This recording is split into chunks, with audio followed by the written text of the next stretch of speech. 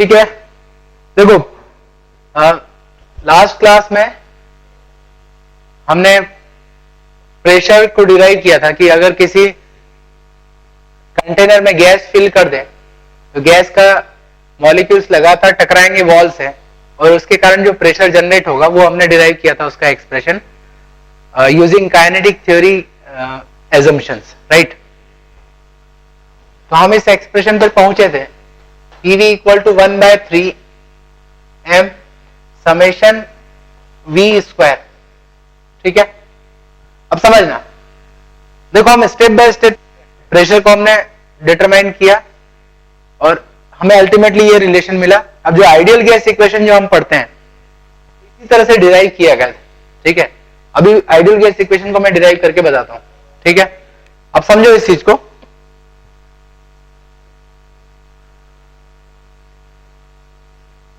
जैसा कि हमने शुरुआत में देखा कि अगर कोई चीज गर्म है या कोई चीज ठंडी है, जो उसका बेसिस है टेम्परेचर का, वो क्या है, that is average kinetic energy in translatory motion. Motion में जो काइनेटिक एनर्जी है रैंडम मोशन में, वो काइनेटिक एनर्जी टेम्परेचर पर डिपेंडेंट है। टेम्परेचर बढ़ेगा तो काइनेटिक एनर्जी बढ़ना चाहिए। So kinetic energy is temperature dependent, right. So kinetic energy in translatory motion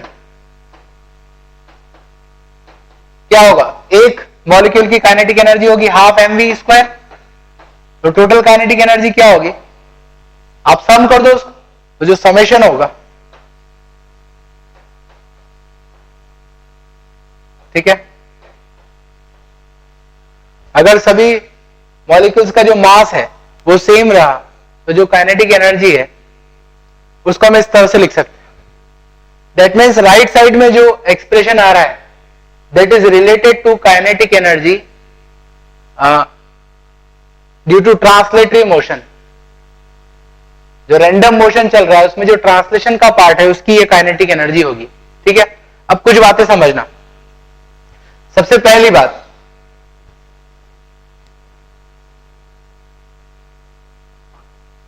kinetic energy temperature पर डिपेंडेंट है।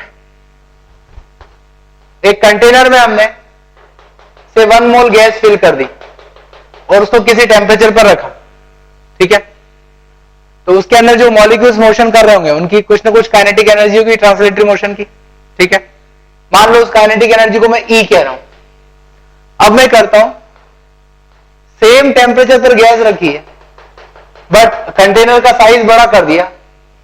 मान लो इसमें 2 मोल गैस भरी है, सेम प्रेशर और सेम टेम्परेचर, टेम्परेचर वही है लेकिन अब 2 मोल गैस है, तो क्या टोटल काइनेटिक एनर्जी E ही रहेगी या फिर बढ़ जाएगी?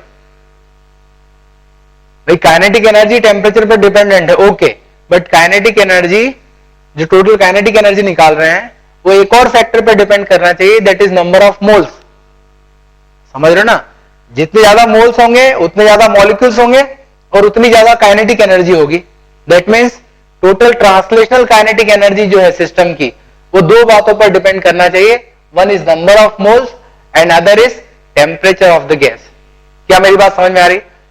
अगर आप इसको गर्म करते हो तो गर्म करने पर काइनेटिक एनर्जी बढ़ेगी। एट द सेम टाइम अगर आप ज्यादा गैस को ऐड करते हो, उसमें नंबर ऑफ मोल्स ऐड करोगे तो भी काइनेटिक एनर्जी बढ़ेगी, क्योंकि अभी आप सिर्फ 1 मोल की बात कर रहे थे, अब 2 मोल गैस रख दिया तो मॉलिक्यूल्स बढ़ेंगे तो ओवरऑल काइनेटिक एनर्जी बढ़ जाएगी। तो जो काइनेटिक एनर्जी है वो काइनेटिक एनर्जी 2 बातों पर डिपेंड करेगी, दैट इज एक तो कांस्टेंट, एक तो टेम्परेचर हो गया और दूसरा नंबर ऑफ मोल्स हो गया, ठीक है। तो अब मैं क्या करता हूं, जो राइट साइड का हिस्सा है, ठीक है, राइट साइड का हिस्सा kinetic energy in translatory motion पर डिपेंडेंट है और kinetic energy number of moles और टेम्परेचर पर डिपेंडेंट है। तो मैं अब लिखता हूं 1/3 m समेशन V स्क्वायर, ठीक है, it is proportional to temperature.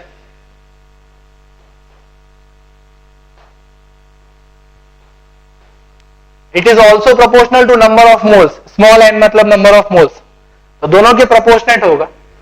तो मैं इसको अब लिख सकता हूं 1/3 m summation V square is equal to n into some constant into t।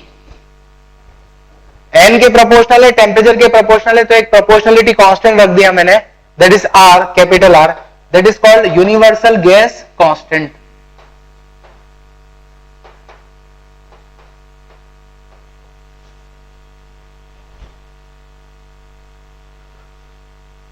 ठीक है, तो राइट साइड में जो एक्सप्रेशन है अब उसको मैं nRT से इक्वेट कर सकता हूं। ठीक है, तो फाइनली मेरे पास एक्सप्रेशन आ जाएगा PV equal to nRT, that is ideal gas equation.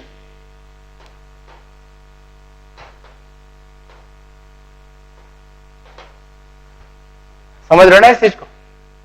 तो जो काइनेटिक थ्योरी के एजम्पशंस थे उस पर बेस्ड जो गैस है, जो उन एजम्पशंस को फॉलो करती है, उस गैस को हम आइडियल गैस कहते हैं। ठीक है, तो आइडियल गैस जो है, आइडियल गैस के लिए प्रेशर, वॉल्यूम और टेम्परेचर में इस तरह का रिलेशन होता है, PV equal to nRT, that is ideal gas equation. समझ रहे हो? इसको हमने डिराइव किया है, याद रखना, सीधे लिखा नहीं PV equal to nRT, assume नहीं कर लिया कि इक्वेशन है, एक्चुअल में इस तरह से डिराइव की गई थी। तो अब हमारे पास जो गैस है उसके बिहेवियर को डेमोस्ट्रेट करने वाली जो इक्वेशन है वो हमने डिराइव कर ली। ठीक,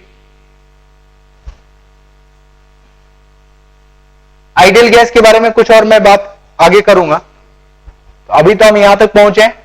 अब हमारे पास जो एक्सप्रेशन, एक बार फिर से लिखूं, 1/3m summation V square is equal to nRT, right.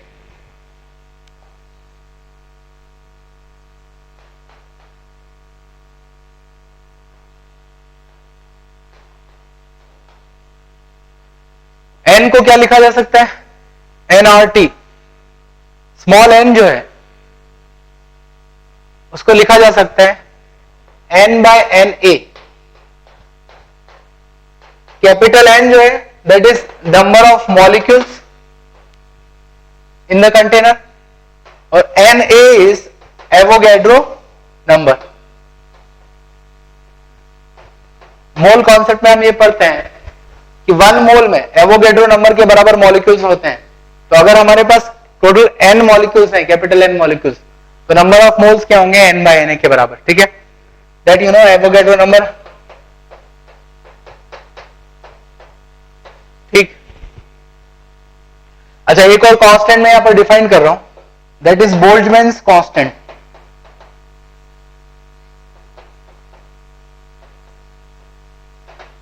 Boltzmann constant is ratio of universal gas constant to Avogadro number। Universal gas constant R और Na का जो रेशियो है वो बोल्ट्जमैन कांस्टेंट है। ठीक है, दोनों का अगर हम रेशियो लें, that is equal to 1.38 into 10⁻⁻23 joule पर केल्विन। ठीक है, एक्चुअल में ये जूल पर केल्विन ही होगा, आर के लिए हम जूल पर मोल पर केल्विन लिखेंगे। Okay, that is Boltzmann constant.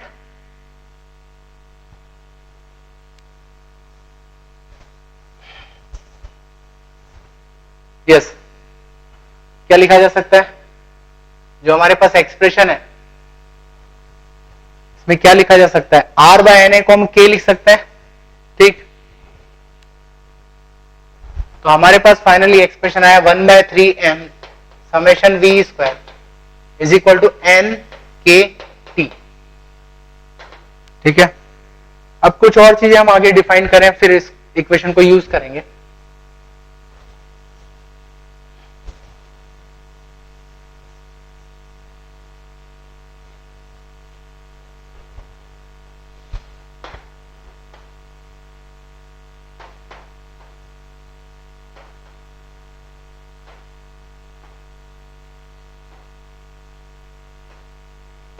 देखो, एक्चुअल में मैक्सवेल ने ये चीज डिराइव की थी, प्रूव की थी कि किसी भी कंटेनर में अगर गैस फिल करो तो उसमें जितने मॉलिक्यूल्स हैं सबका स्पीड डिफरेंट होता है, किसी का ज्यादा है किसी का कम है, एक पैटर्न आता है डिस्ट्रीब्यूशन का, उसकी चर्चा मैं आगे करूंगा।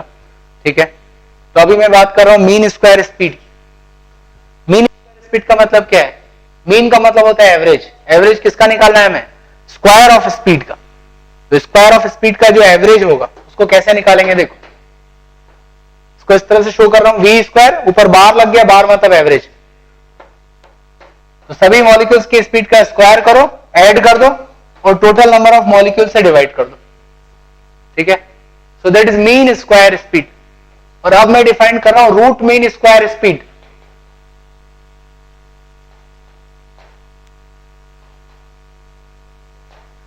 रूट मीन स्क्वायर स्पीड जिसको हम VRMS कहते हैं। तो मीन स्क्वायर स्पीड जो है उसके डायमेंशन किसके इक्विवेलेंट है? V के स्क्वायर के, स्पीड का स्क्वायर। अब इसका रूट ले लो, जो भी क्वांटिटी मिलेगी उसका डायमेंशन स्पीड के इक्विवेलेंट होगा। So VRMS is root of mean square speed. ठीक है, यहां पर जो एक्सप्रेशन बन रहा है हमें मिलेगा summation of V square by N। ठीक है, तो that is root mean square speed. अब इसको एक्सप्रेशन हम डिराइव करेंगे थोड़ी देर में। समेशन ऑफ V स्क्वायर को लिख सकते हैं हम N into V square RMS। ठीक है, तो एक पर्टिकुलर कैरेक्टरिस्टिक स्पीड होगी जिसको हम RMS स्पीड कह रहे हैं, that is root of mean square speed. ठीक है, ठीक है, तो अब इसके आगे हम RMS स्पीड का फॉर्मूला डिराइव कर सकते हैं। हमारे पास एक्सप्रेशन है,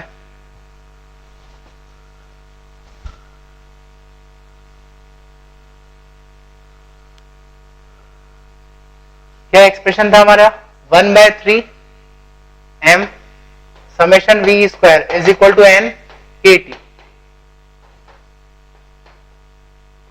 नाउ समेशन V स्क्वायर को क्या लिखा जा सकता है? समेशन V स्क्वायर को हम लिख सकते हैं N into V square RMS। ठीक है, that is equal to N KT। जो V RMS है that would be equal to under root 3 KT by M। अभी और भी एक्सप्रेशन ऐसे डिराइव करूंगा, समझना पहले आप। 3 KT बाय M, M क्या है यहां पर? Small m, that is mass of one molecule. एक मॉलिक्यूल का मास है। अब आइडियल गैस इक्वेशन के डिफरेंट फॉर्म्स हैं, उससे हम अलग अलग VRMS के फॉर्म डिराइव कर सकते हैं। फॉर एग्जाम्पल एक्सप्रेशन क्या था आइडियल गैस इक्वेशन का? PV equal to nRT। ठीक है, नो N को मैं लिख सकता हूं, अभी मैंने जैसे लिखा N by NA RT। R by NA को मैं लिख सकता हूं K, तो ये हो जाएगा N KT। एक तो इस तरह से लिखा जा सकता है इसको। ठीक है, और एक और तरीका है PV equal to nRT। Number of moles को मैं लिख सकता हूं mass of gas by molar mass. समझ रहे हो ना? एक मोल गैस का जो मास होता है उसको मैं m नॉट से डिनोट कर रहा हूं। m not means molar mass और m क्या है? Total mass of gas present. For example जैसे हाइड्रोजन गैस की बात करूं, हाइड्रोजन गैस का मोलर मास क्या है? 2 ग्राम। एक मोल हाइड्रोजन गैस का मास होता है 2 ग्राम। मान लो किसी कंटेनर में 8 ग्राम हाइड्रोजन प्रेजेंट है। ठीक है, 8 ग्राम क्या हो गया? मास ऑफ गैस। 2 ग्राम क्या हो गया? Molar mass. तो रेशियो ले लो, तो रेशियो आ गया 4, मतलब उसमें 4 मोल हाइड्रोजन गैस प्रेजेंट है। तो m बाय m नॉट के फॉर्म में लिख सकता हूं मैं।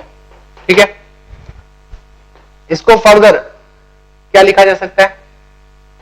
PV बाय m is equal to RT by m not. ठीक है,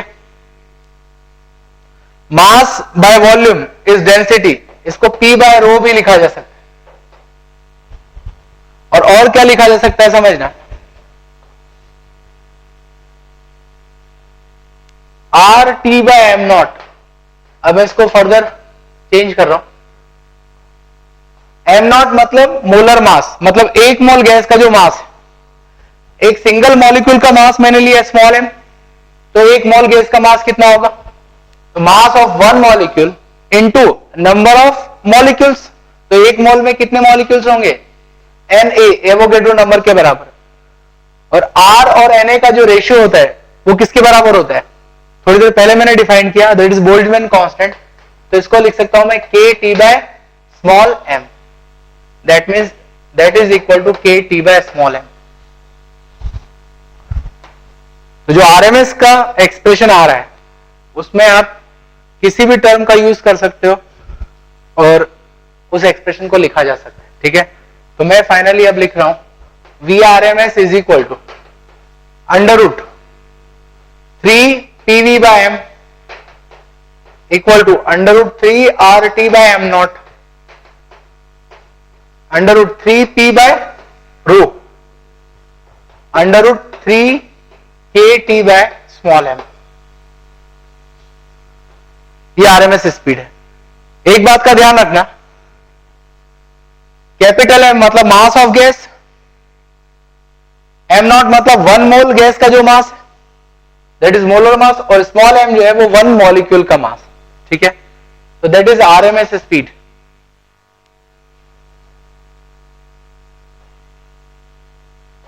अब इसके आगे मैं डिफाइन कर रहा हूं average translational kinetic energy of molecule, ठीक है। मैं इसको ई टी से डिफाइन कर रहा हूं, ई टी मतलब ट्रांसलेशन और बार लगा रहा हूं। स्टैंडर्ड नोटेशन नहीं है बट फिर भी हमारी सिंप्लिसिटी के लिए, ठीक है। तो एवरेज ट्रांसलेशनल काइनेटिक एनर्जी निकालनी है मॉलिक्यूल्स की। टोटल ट्रांसलेशनल काइनेटिक एनर्जी जानते हैं, एवरेज कैसे निकाला जाए बोलो।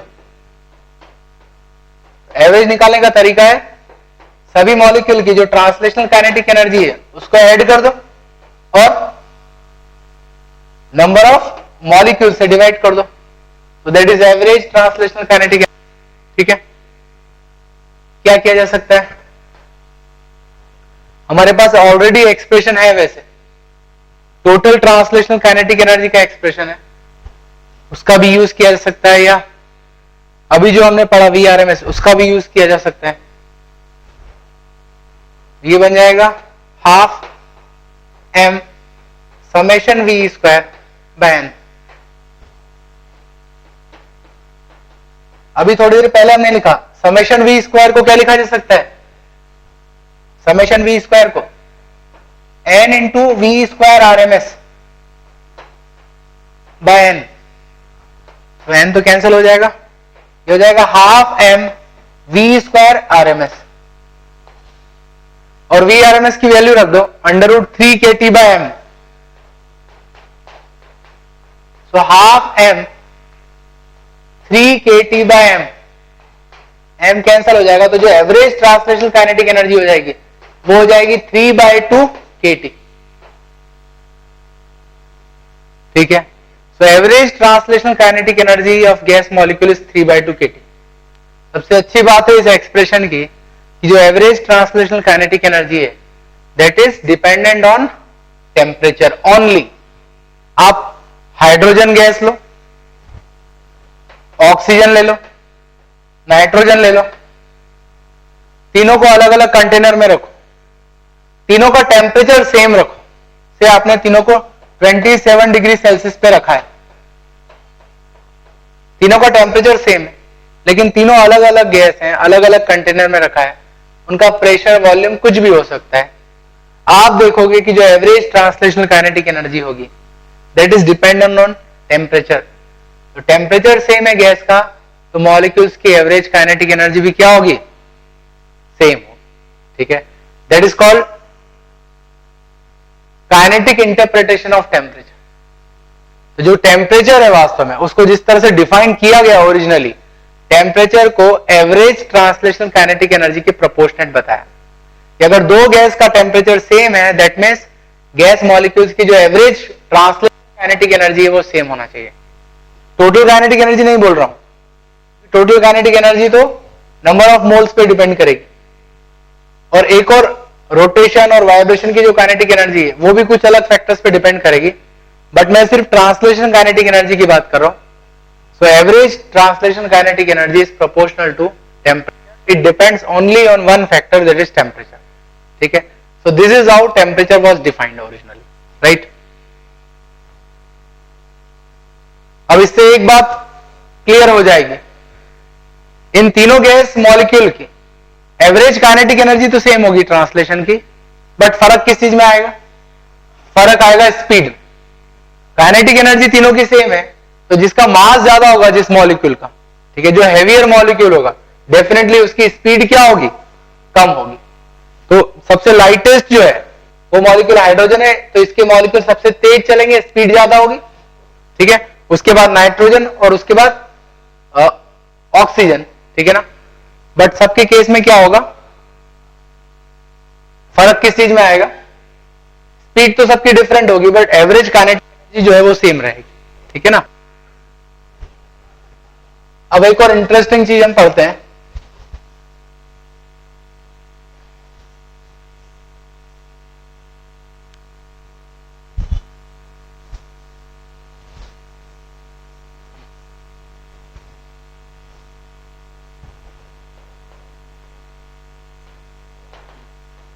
Brownian motion. देखो, शुरुआत में जब हम गैस की थर्मोडायनेमिक्स स्टडी कर रहे थे, ठीक है, जब ये काइनेटिक थ्योरी ऑफ गैसेस जो ये थ्योरी दी गई थी, सोचो उसमें पहला एक्सप्रेशन, पहला स्टेटमेंट क्या था कि जो गैस है वो छोटे छोटे स्मॉल पार्टिकल से मिलकर बनी, जिनको हम मॉलिक्यूल कहेंगे। आज की स्टडी से हमको इतना पता चला कि एटम है, मॉलिक्यूल है, इलेक्ट्रॉन्स है, प्रोटॉन्स है। उस वक्त कुछ भी नहीं पता था, तो ये एज्यूम किया गया कि छोटे छोटे पार्टिकल से मिलकर गैस मॉलिक्यूल बने। अब एक्चुअल में मोशन उनका कैसे होगा ये सिर्फ विजुलाइज किया गया था, बट ब्राउनियन मोशन के थ्रू ये प्रूव किया गया कि एक्चुअल में मॉलिक्यूल्स का मोशन अंदर कैसे होता है, ठीक है। और वो जो लॉजिक है वो भी बहुत इंटरेस्टिंग है, तो समझना।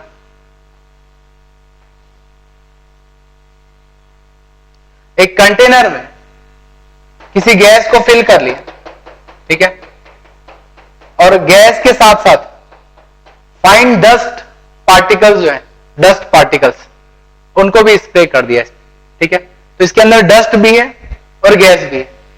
जैसा कि हम जानते हैं साधारणतः हम जो कमरे में एयर है वो सिर्फ एयर नहीं है, उसमें डस्ट भी होता है, फाइन डस्ट पार्टिकल वो घूमते रहते हैं एयर में, ठीक है। तो वैसे ही डस्ट पार्टिकल, तो डस्ट पार्टिकल जो है हेवी होगा, बट वो नीचे सस्पेंड नहीं होगा, मतलब नीचे जो है रेस्ट नहीं करेगा, that would B freely suspending in air, वो एयर में मोशन करते रहेगा, ठीक है। तो जो ब्राउनियन था उसने उन डस्ट पार्टिकल के मोशन को स्टडी किया, ठीक है। डस्ट पार्टिकल्स का जो मोशन है उसको स्टडी किया, माइक्रोस्कोप लगा के उसने देखा कि किस तरह से मोशन हो रहा है।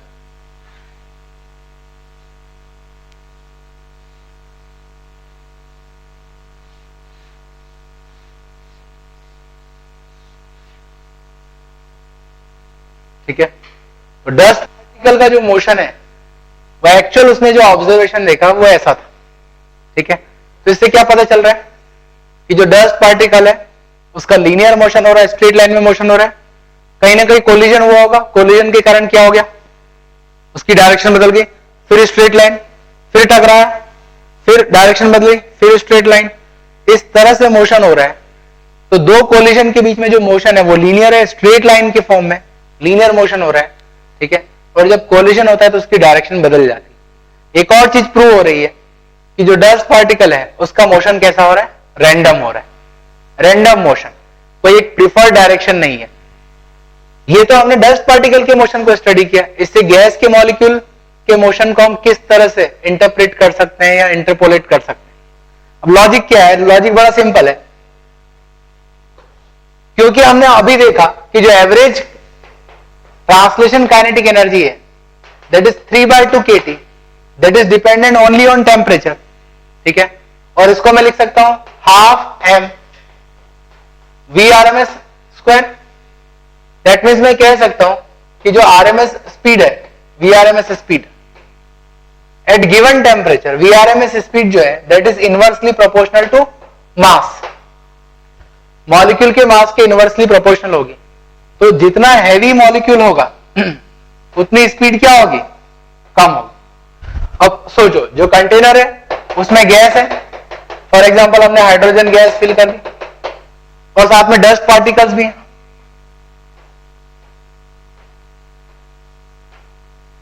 अब मैं एज्यूम कर रहा हूं कि जो डस्ट पार्टिकल है वो भी एक टाइप की गैस है, बस फर्क ये है कि जो उसका मॉलिक्यूल है उसका साइज बहुत बड़ा है, और जो हाइड्रोजन गैस है उसके मॉलिक्यूल का साइज बहुत छोटा है। वास्तव में उस वक्त जो मॉलिक्यूल्स है उनको भी एक पार्टिकल की तरह ट्रीट करे, तो उसके छोटे पार्टिकल्स हैं, इसके बड़े पार्टिकल्स। अब दोनों में इक्विलिब्रियम आ चुका है, और जब भी इक्विलिब्रियम होगा तो दोनों ही गैस का टेम्परेचर सेम होगा। ये अगर आप दो गैस को मिक्स कर देते हो, दोनों का टेम्परेचर अलग है, तो उनमें हीट का एक्सचेंज होगा। कब तक चलेगा हीट का एक्सचेंज? जब तक कि दोनों का टेम्परेचर सेम ना हो जाए। तो एट इक्विलिब्रियम, इक्विलिब्रियम अगर आ गया है तो मिक्सचर में सब जगह यूनिफॉर्म टेम्परेचर होगा। यूनिफॉर्म टेम्परेचर होगा मतलब आप कोई भी मॉलिक्यूल ले लो, चाहे वो हाइड्रोजन गैस है या फिर डस्ट पार्टिकल है, सभी की एवरेज काइनेटिक एनर्जी क्या होगी? सेम होगी। और एवरेज काइनेटिक एनर्जी सेम होगी तो हम कह सकते हैं कि जिसका मास ज्यादा है उसकी आरएमएस स्पीड कम होगी। मास ज्यादा है तो आरएमएस स्पीड कम, ठीक है। तो dust particle is very heavy, उसकी आरएमएस स्पीड इतनी कम है कि आप उसको माइक्रोस्कोप से स्टडी कर सकते हो कि उसका कैसे मोशन हो रहा है, ठीक है। अब इसका मोशन हमने एनालाइज कर लिया, इसको भी आपने एक मॉलिक्यूल माना, हाइड्रोजन गैस के भी मॉलिक्यूल्स। तो इस लॉजिक से, सिमिलरिटी से हम कह सकते हैं कि एक्चुअल में हाइड्रोजन गैस के मॉलिक्यूल्स का मोशन भी ऐसे ही हो रहा होगा। वो भी जब काइनेटिक एनर्जी है उनके पास तो स्ट्रेट लाइन में मोशन करते होंगे, टकराते होंगे तो टकराने के कारण उनका डायरेक्शन बदल जाता होगा, फिर टकराया तो फिर डायरेक्शन बदला, बट रैंडम मोशन होगा, कोई प्रिफर्ड डायरेक्शन नहीं होगी। तो जो काइनेटिक थ्योरी के जो एजम्पशंस हैं वो एक तरह से वैलिड हो रहे हैं इस एक्सपेरिमेंट से, और हम ये कह सकते हैं कि अंदर जो मोशन चल रहा है वो रैंडम है, और जो एवरेज काइनेटिक एनर्जी है वो टेम्परेचर डिपेंडेंट है, ठीक है। अगर आप टेम्परेचर बढ़ाओगे तो एक्चुअल में जो स्पीड है डस्ट पार्टिकल की वो बढ़ते हुए नजर आएगी, ठीक है। और स्पीड बढ़ेगी दैट मीन्स उसके हम इंटरप्रेट कर सकते हैं कि टेम्परेचर जो है that is directly related to average translational kinetic energy. So this is significance of Brownian motion, ठीक है। ये जो जिगजैग मोशन है, रैंडम मोशन है, that is called Brownian motion. तो इससे एक तरह से हमने ये जान लिया कि मॉलिक्यूल्स का मोशन भी ऐसे ही हो रहा होगा, ऑल्दो हम डायरेक्ट मॉलिक्यूल्स को देख नहीं सकते हैं, बट डस्ट पार्टिकल के मोशन से उसको समझ जरूर सकते हैं कि ऐसे मोशन हो रहा होगा, ठीक है। तो अभी तक की जो पढ़ाई है हमारी, अभी तक के डिस्कशन के बेसिस पर हम ये कह सकते हैं कि जो गैस है उस गैस का बिहेवियर क्या होगा, उसका प्रेशर क्या होगा, प्रेशर हमने निकाला, देन उसका टेम्परेचर किन बातों पर डिपेंड करेगा, एवरेज ट्रांसलेशनल काइनेटिक एनर्जी पर डिपेंड करेगा, ठीक है। वो चीज हमने एनालाइज की। अब इसके आगे बढ़े।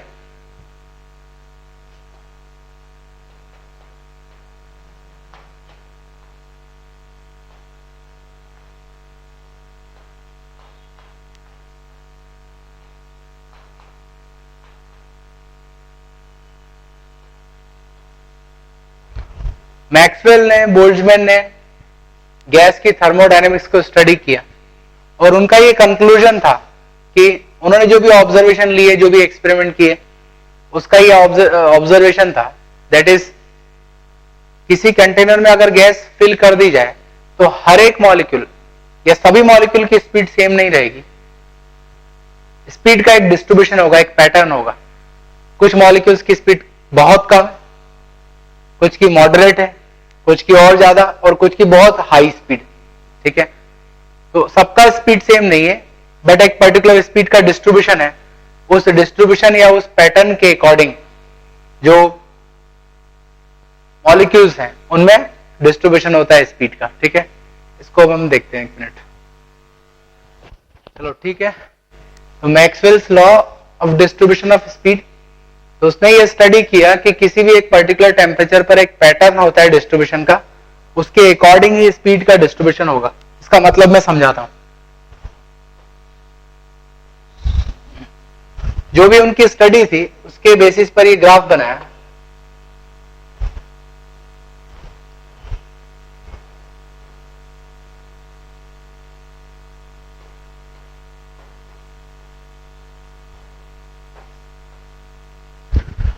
y एक्सिस पर है dn बाई dv और इस तरफ है v। इसका मतलब मैं बताता हूं। dn is number of molecules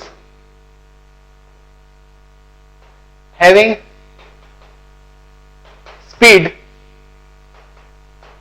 in the range v to v plus dv, v से लेकर v plus dv के बीच में जितने मॉलिक्यूल्स की स्पीड उनका नंबर dn है। समझो इस बात को। उसका कंक्लूजन था कि 0 से लेकर लगभग इनफाइनाइट मतलब वेरी लार्ज हर स्पीड के मॉलिक्यूल्स मिलेंगे। आप एक कंटेनर में एक गैस को फिल कर दो किसी भी टेम्परेचर, एट एनी टेम्परेचर, तो वहां पे सभी मॉलिक्यूल्स की स्पीड सेम नहीं होगी। कुछ बहुत स्लो होंगे, कुछ मॉडरेट, कुछ वेरी हाई स्पीड, तो सभी तरह के मॉलिक्यूल मिलेंगे आपको, मतलब पूरी रेंज मिलेगी स्पीड की। ठीक है, तो v से लेकर v प्लस dv एक स्मॉल रेंज है। ठीक है, मतलब लगभग आप इसको v मान सकते हो। तो v स्पीड से चलने वाले जो मॉलिक्यूल्स हैं उनका नंबर है dn। तो dn और dv का जो रेशियो है उसको y एक्सिस पर लिया और इस पर v लिया, तो जो ग्राफ मिलता है हमें वो कुछ ऐसा मिलता है। ठीक है, इसका मतलब समझना, इसका मतलब है कि किसी पर्टिकुलर टेम्परेचर पर 0 स्पीड के मॉलिक्यूल्स भी हैं जो ऑलमोस्ट रेस्ट पर है, और इनफाइनाइट वेरी हाई स्पीड के मॉलिक्यूल्स भी हैं। ठीक है, इस पर्टिकुलर स्पीड से चलने वाले मॉलिक्यूल्स की अगर संख्या हमें देखनी है, परपेंडिकुलर ड्रॉप करो, इसको कनेक्ट कर दो यहां, तो ये शो कर रहा है कि उस स्मॉल रेंज में जो नंबर ऑफ मॉलिक्यूल्स हैं वो इतने होंगे। ठीक है, और थोड़ी हाई स्पीड के मॉलिक्यूल्स की संख्या जाननी है हमें, तो इस मॉडरेट स्पीड से चलने वाले मॉलिक्यूल्स की संख्या ज्यादा है, ज्यादा नंबर है। ठीक है, इस स्पीड से चलने वाले की संख्या और ज्यादा है। ये स्पीड है, इससे चलने वाले मॉलिक्यूल्स की संख्या मैक्सिमम है। ठीक है, इस स्पीड को कहा जाता है मोस्ट प्रोबेबल स्पीड। ठीक है, that is called most probable speed. इस स्पीड से चलने वाले मॉलिक्यूल्स मैक्सिमम संख्या में वहां पर मिलेंगे। और हायर स्पीड की बात करें, जो मॉलिक्यूल्स का नंबर है वो कम है। जैसे जैसे और हायर स्पीड डोमेन में हम जाएंगे, मॉलिक्यूल्स की संख्या कम होती जाएगी। ठीक है, मतलब किसी एक पर्टिकुलर टेम्परेचर पर जिस गैस को रखा है उसमें हर स्पीड के मॉलिक्यूल मिलेंगे, एक पर्टिकुलर पैटर्न मिलेगा। ये किसी भी पर्टिकुलर टेम्परेचर के लिए डिफाइंड होगा। से T1 टेम्परेचर पर हमने ये ग्राफ बनाया। अब आप इस गैस को चाहे कितनी भी मात्रा में ले लो, कितना भी वॉल्यूम ले लो, कितना भी प्रेशर ले लो, अगर आप इस टेम्परेचर पर रख रहे हो आप उसको, तो इस टेम्परेचर पर हमेशा ऐसे ही पैटर्न मिलेगा। मतलब इतने फ्रैक्शन मॉलिक्यूल्स हैं जिनकी एक पर्टिकुलर स्पीड है, इतने फ्रैक्शन की कुछ और स्पीड होगी, तो उस तरह का एक पैटर्न मिलेगा। That is called distribution of speed. ठीक है, अब ये टेम्परेचर के साथ वेरी करता है। ये तो किसी टेम्परेचर T1 पर बनाया हमने, टेम्परेचर चेंज करेंगे तो क्या होगा ये मैं आगे बताऊंगा। इसको लिख लो फटाफट।